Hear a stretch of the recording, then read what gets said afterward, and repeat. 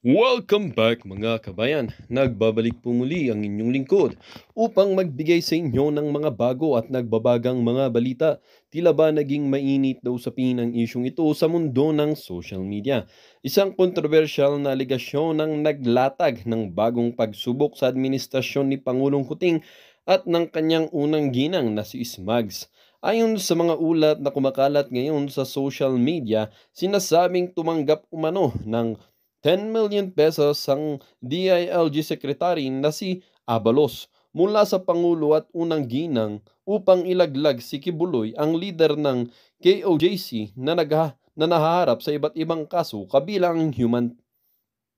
Ayon sa mga ulat, ang pagbabayad umano ng nasabing halaga ay nabuking ni Senator Bato na dating hepe ng ating mga kalespuhan. Naging mabilis ang reaksyon ni Senator Bato na sinabing isang malaking iskandalo ito kung mapapatunayan at inatasan niya ang Senado na magsagawa ng investigasyon. Ayon sa mga impormante, ang hakbang na ito ay bahagi umano ng plano upang siraan ang reputasyon ni Kibuloy na kilala ring malapit kay dating Pangulong Rodrigo. Bagamat hindi pa malinaw ang mga detalye at mga ebidensyang nag-uugnay sa mga personalidad na sangkot, umani na ito ng iba't ibang reaksyon mula sa publiko. Sa kabila ng mga pagtanggi, nananatiling mainit ang issue sa social media kung saan hati-hati ang opinyon ng mga tao. Ang ilan ay naniniwala na ito ay bahagi lamang ng pamumulitika habang ang iba naman ay nanawagan ng masusing investigasyon upang lumabas ang katotohanan. Kasalukuyang pinag-aaralan ni Senator Bato kung ano ang magiging kasunod o susunod na hakbang upang mas mapalalim ang investigasyon at malaman ang punot dulo ng kontrobersyal na aligasyon. Ang tanong ng bayan ngayon, totoo nga ba ang mga paratang at kung totoo hanggang saan aabot ang usaping ito? Ang sagot ay nananatiling palaisipan habang ang bansa ay nag-aabang sa susunod na kabanata ng kwentong ito. Well, para nga sa buong impormasyon ay panoorin na lamang ang buong video. At kung bago ka pa lamang sa aking channel ay huwag kakalimutang mag-subscribe, pindutin ang notification bell upang laging maging updated sa mga bago at nagbabagang mga balita. At kung bago ka pa lamang sa ating channel ay huwag kakalimutang mag-subscribe or sa ating mga solid viewers naman natin dyan ay maraming maraming salamat naman po sa patuloy na pagtangkilik sa ating channel. Tuloy-tuloy lang po ang laban para sa katotohanan at para na rin sa kinabukasan ng ating pinakamamahal na bansang Pilipinas. Mga kababayan, talaga naman hong questionable ang pabuya na yan na inaalok ng ating DILG.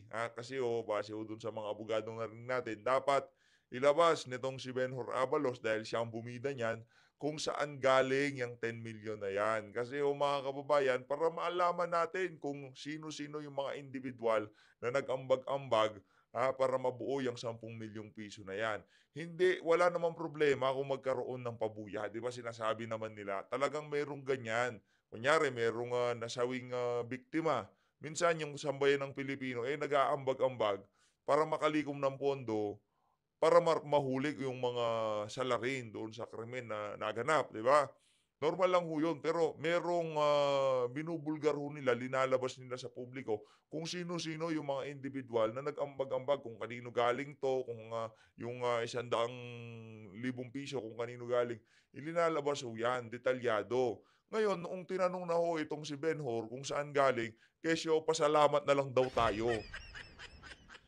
Merong nagmagandang loob, merong gustong tumulong para sa mabilis na pagkakadakip nitong si Pastor Apollo Kibuloy. Ang issue nga ho dito, kailangan hong makita kung sino yung mga taong nagbibigay ng pera. Baka yung mga taong na 'to, kilalang galit kay Pastor Apollo Kibuloy at yung pagbibigay nila ng pera, talagang kargado at halatang-halatang pulitika ang motibasyon sa lahat ng nangyayari na 'to sa leader ng KOJC. Mga kababayan, ang mga aligasyon dito kay Pastor Apollo Kibuloy, okay lang ho sana kung talagang nangyari yan sa mga nakaraang linggo, nakaraang buwan, nakaraang taon. Dekada na ho ata binilang noong isinampa sa kanya yung mga kaso na yan. At marami sa mga kaso na yan, na-dismiss na. At tapos noong nagkaroon ng issue itong si Pastor Apollo Kibuloy dyan sa KOJC at talagang nagsalita na siya dito sa mga kabalbalan ng administrasyon ni Marcos Jr., muli hong binuhay. Ganito ho katindi ang administrasyon na 'to. kaya ho nilang buhayin yung mga kasong tapos na, ika nga. Diyan sa DOJ, magaling ho sila diyan mga kababayan. Kaya yung issue nitong kay Congressman Pulong, kay Mans Castro, tapos na ho yung mga yan eh. Yung mga bit nitong si Trililing diyan sa Senado noon eh nakakulong na no dahil sa pagsisinungaling at talagang wala akong kapararakan yung kanilang mga pinagsasabi sa Senado nung mga panahon na yun. Pero ngayon, star witness ho sila diyan sa House of Representatives. Kaya yung mga lahat ho ng sasabihin dito ni Ben Horabalos, pero papakinggan ho natin para magkaalaman, ika nga. Hindi naman ho puwede na anuhin natin, point blank sabihin natin walang katotohanan 'tong mga sinasabi ni Ben Hur. Pero wala naman talaga 'no.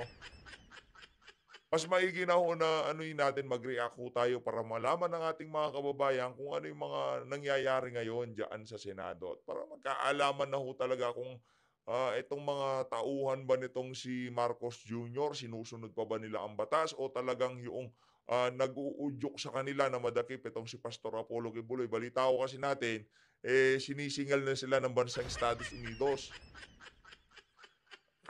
Ito ano lang 'to, usap-usapan lang 'to sa social media, kalahati daw ng pabuyang ibinibigay ng Estados Unidos sa pagkakatakip ni Pastor Apollo Kibuloy, naibayad na daw. Kaya itong mga, alipores ni Tambaluslos at ni Marcos Jr., gigil na gigil dito kay Pastor Apollo Kibuloy. Nagbase na nga ho yung, si General Diwata 'di ba sa Davao, talagang tinatrabaho ho nila itong si Pastor Apollo Kibuloy dahil nga siguro do'n sa bali-balitang ang Estados Unidos, naibigay na yung kalahati sa pabuya kung sakaling mahuli yang si Pastor Apollo Kibuloy. Pakinggan ho natin itong si ano, itong ating action star diyan sa ano, gabinete ni Marcos Jr., itong si Mang Ben. Pakinggan ho natin itong si Mang Ben. Ayun. First, we would like to hear from Yun, ayos, the ayos. good Secretary of DILG to clarify about this reward money leading to for the information leading to the arrest of Pastor Kibuloy. You have the floor, sir. Maraming salamat po, Senator Ronald De La Rosa, ang ating chairperson, kay Senator Robin Padilla, sa lahat po na nandito po ngayon. Mr. Chair, with your indulgence, can I make an opening statement? Yes, sir. Yes, go ahead, Secretary. Ikaklaro ko lang ho para sa lahat at maunawaan po natin ang issue po rito.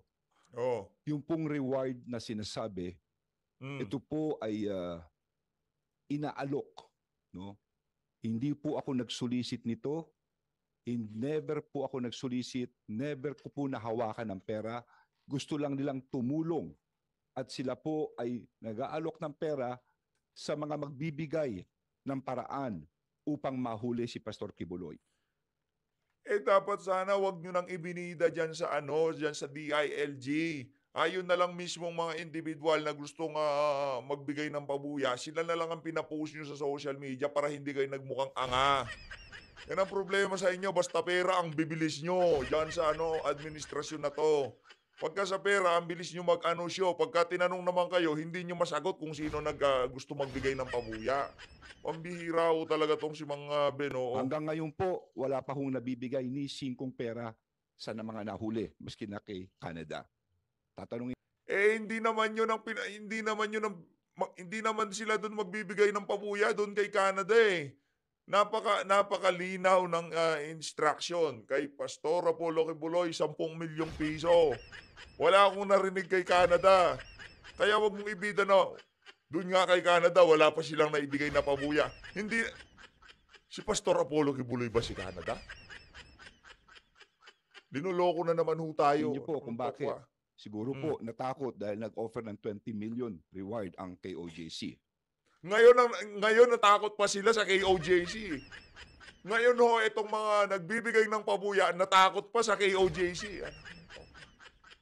Kayo nang ginagamit nyo na lahat ng persa ng pamahalaan, nato-traumatize na yung ating mga kababayang membro ng KOJC. Sandamukal na perwisyo na ang nararanasan ng mga Dabawenyo sa mga pinagagawa ng kapulisan dyan sa Davao City. Yung mga kaibigan nyo pa natatakot. Natural. alangan naman magbibigay ako ng 10 milyong piso, hindi mo ako kakilala. Malamang sa malamang, i-a-anunsyo mo nga. Pagka in-anunsyo mo, ibig sabihin, kilala mo yung taong magbibigay niyan. O, loko mo na naman kami, Mang Ben. On record po iyan, maski tanungin niyo po ang lahat. No? Hmm. Inuulit ko, wala po akong natanggap, never Hmm. ako nagsulisit po rito, at ito'y lamang pagtulong para mahuli si Pastor Kibuloy. Ngayon, sasariwain ko lang at ano ba legalidad nitong pagbibigay ng award. Alam niyo, ito'y parang pagtulong eh. In fact, may nakita akong isang clip na kung saan ang mismong, hindi ko po alam kung siya ay abogado ng Kingdom of Jesus Christ, no? Nakikita kong kasama po niya, na siya mismo nagsasabi ay ito'y legal dahil ginawa niya po. Baka pwedeng i-play ko po yung tape ni Attorney Topacio. Paki-play lang. Ano eh, ang corny nitong si Benhur eh. Wala namang nagsasabing bawal yung pagbibigay ng pabuya. Wala namang nagsasabi nung kahit nga tayo dito sa PH Update, kahit gawin nyo pang 100 milyon nyo, wala tayong pakialam. Pero dapat sabihin nyo kung kanino galing. Kaso ang problema, hindi nyo masabi-sabi kung kanino galing. Kasi pagka nalaman ng sambayan ng Pilipino kung kanino galing, talagang mahahalata kayo, makikita ng sambayan ng Pilipino, lahat ng nangyayari na to sa KOJC, politically motivated. At talagang merong galit kay Pastor Apollo Kibuloy, o malamang sa malamang, yung ginawa nilang puhunan yung 10 milyon, pero yung pabuyang matatanggap nila sa Estados Unidos times 10 o times 100 ang makukuha nila. Asan na itong si Attorney Ferdy?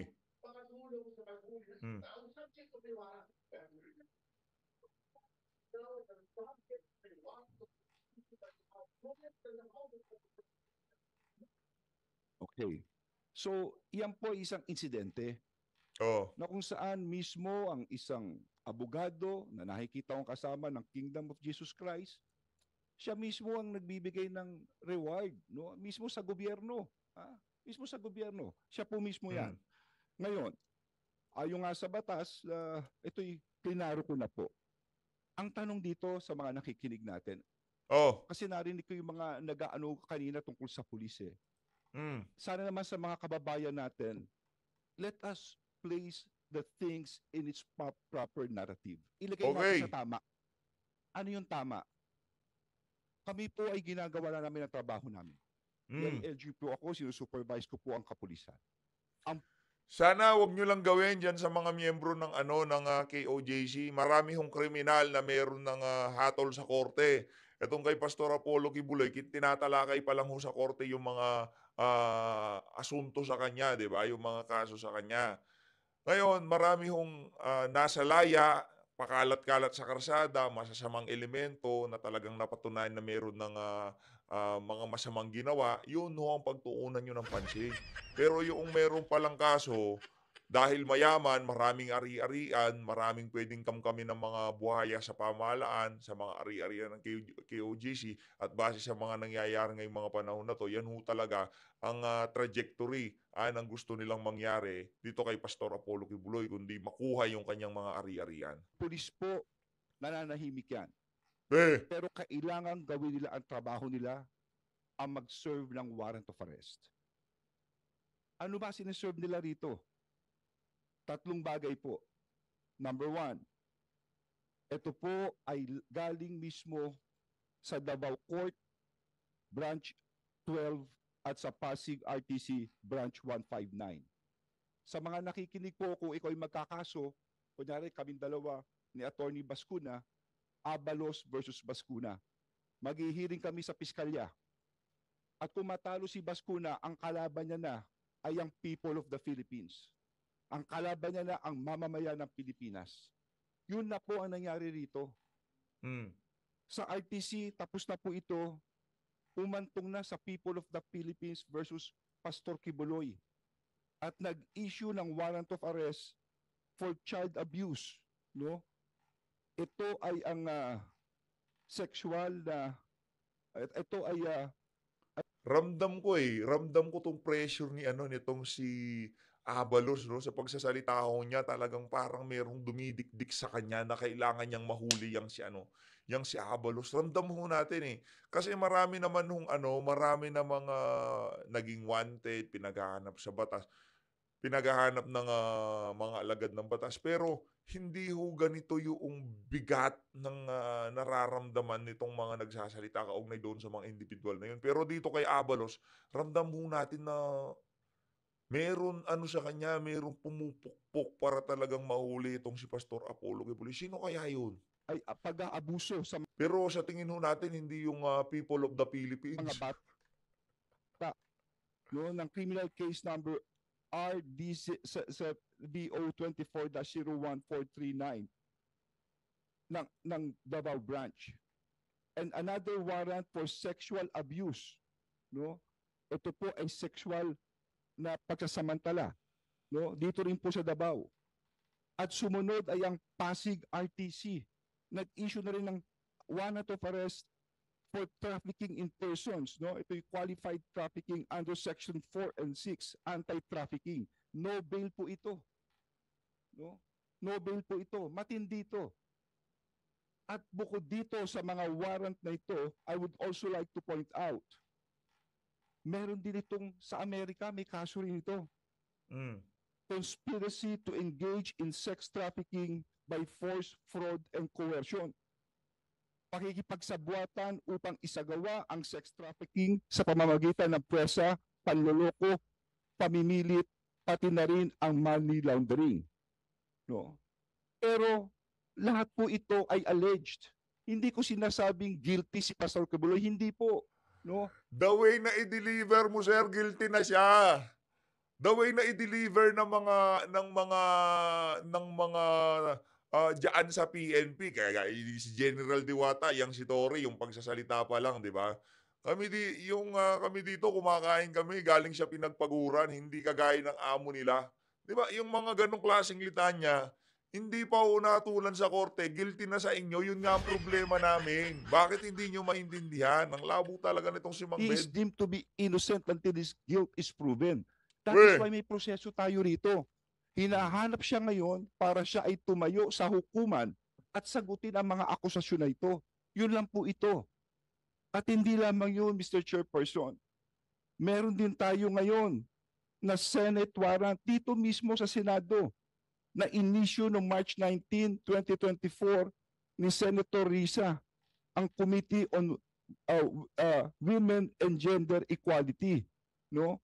Ito po'y dahil yata sa kanyang, para dumalo siya sa mga hearing po rito. So tatlo po ito. Sino magsaserve nito? Ang Senado, and again, ang kapulisan. Hindi ko ho kilala si Pastor Kibuloy. Ginagalang ko ang kanyang reliyon, ang kanyang pagkatao. Hindi mo kilala si Pastor Apollo Kibuloy. Naging gabinete ka ni dating Pangulong Rodrigo Duterte. Nuknukan ka rin naman ng pagkasinungaling ng Benhur Abalos.